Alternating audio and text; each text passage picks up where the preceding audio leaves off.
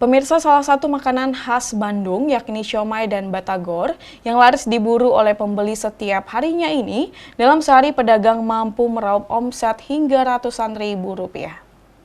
Siomay dan batagor Bandung merupakan makanan ringan yang sering diincar oleh masyarakat. Cemilan ini biasanya menjadi salah satu jajanan favorit banyak orang. Dengan harga murah meriah, siomay sudah bisa disantap dengan nikmat.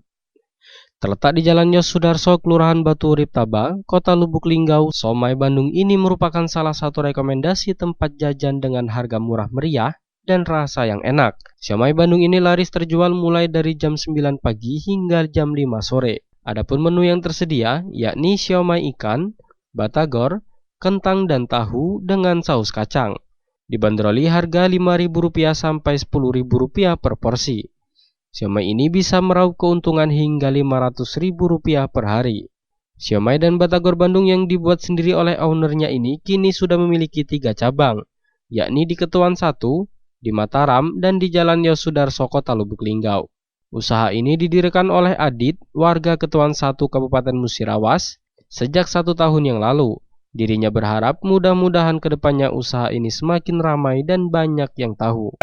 Kadang tergantung kondisinya, kurang lebih di 500-an. Tim Liputan Silampari TV.